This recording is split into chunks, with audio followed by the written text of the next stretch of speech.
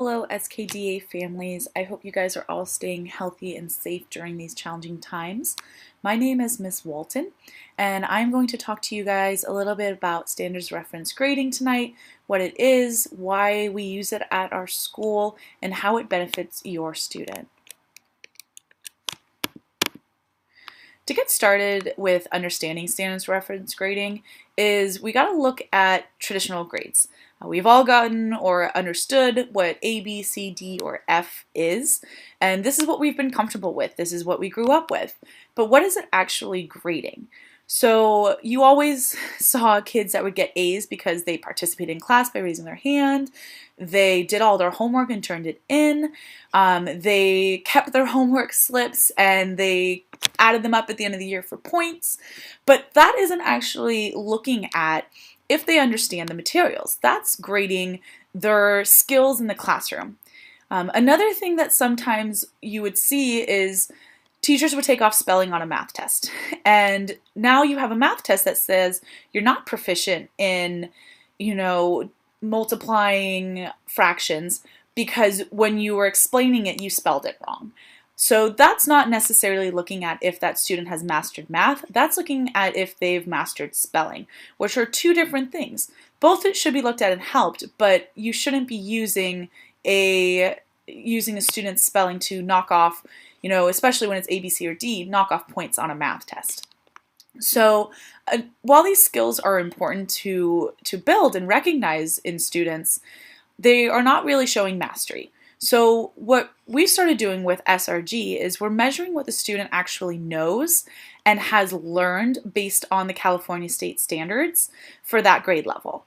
We use the grad profile to help look at, the school skills that students have, the participation in homework and, being on top of things, being kind to each other, because those are things that need to be rewarded and recognized. But again, they're just not what show if a student has mastered a certain level of or a certain standard of content. So another thing that's really cool with removing these school skills from the content mastery is we can now see what school skills the student needs help with and what content mastery area that student needs help with, and we can provide feedback and help them grow in both. So from the teacher's side, this is part of a rubric.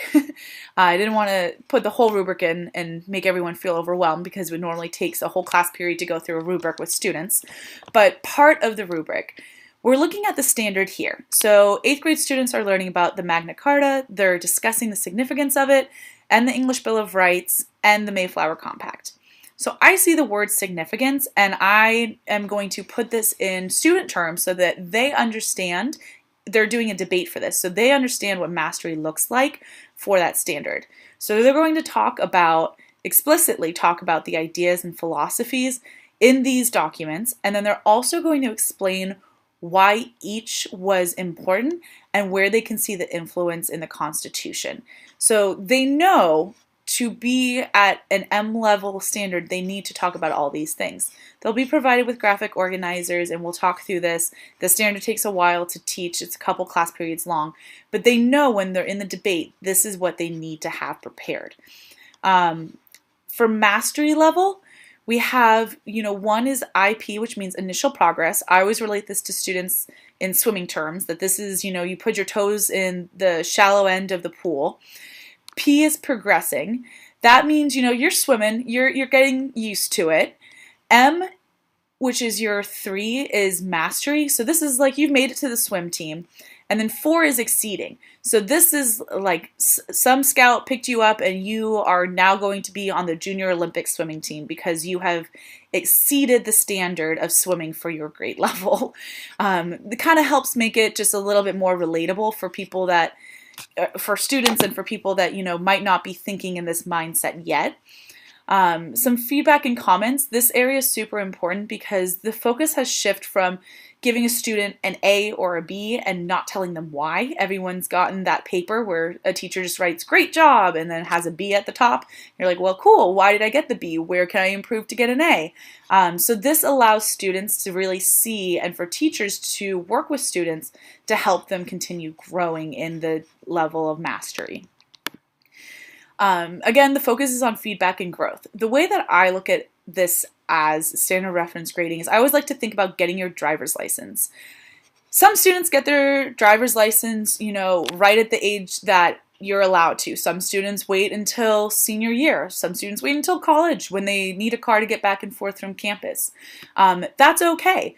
So you can look at, mastery even after something is due. A student might take a little bit longer to master something, or they might not have mastery level enough to move forward. So if, when you're looking at a student driver, if they don't pass that driving test the first time, that doesn't mean they're never going to get their driver's license. They have another chance. They have many other chances to get that mastery level where the state has said, okay, cool, you have this level of mastery of driving, here's your driver's license. So it's similar for us with standards reference grading. We want them to continue trying and continue growing. So another thing, this is again the idea of the B with a paper on it without an explanation as to why. The reason why we want to give them that feedback is because I've seen so many students, if they know that that's the final grade and there's no more learning to be done for that area because there's a B and a great job, they will crumple it up and all their hard work they will throw in the trash. If you continuously give them feedback and you continuously work with them through it to help them reach higher levels of mastery, even if they're at an M, and you're giving them feedback to help them get to a point where they're exceeding, they're going to be more invested and they're going to feel more empowered in their learning. Another thing that we're doing this year, it's new, it's mastery negotiations. Every teacher is doing it differently based on the content area and assessment type, because you're not going to do something the exact same way for a paper as you would for a test. So it's going to vary based on teacher and based on assessment type. But it's basically a one-on-one negotiation with the student and teacher. And the student gets to tell the teacher where they feel their level of mastery is at, and they get to negotiate. So let's say they think it's a little bit higher than where the teacher feels it at. They get to explain why they think it's at that level and negotiate to that level of mastery. This is important for them taking ownership of their learning and being, again, invested in it. And it's not just the teacher handing out grades. Now the students are involved in the actual mastery process and understanding why a teacher might think that they're only at a P and they think they're at a P+. And also helping and working with in a partnership to help the teacher as well to see, maybe they gave this presentation and they knew the information, but they just didn't have it on the slides to remember to talk about it, but they still have mastered it. The ultimate goal of all of this, as always, is to encourage academic and personal growth. We want students to, set goals for themselves, and we want them to grow in their learning every single day. So that, in a very short condensed time, because we could talk about this for weeks, is standards reference grading. If you guys have any questions, feel free to reach out to me or any of the other teachers. We would love to hear from you and to work with you guys and help you understand SRG as best as possible. All right, have a great night.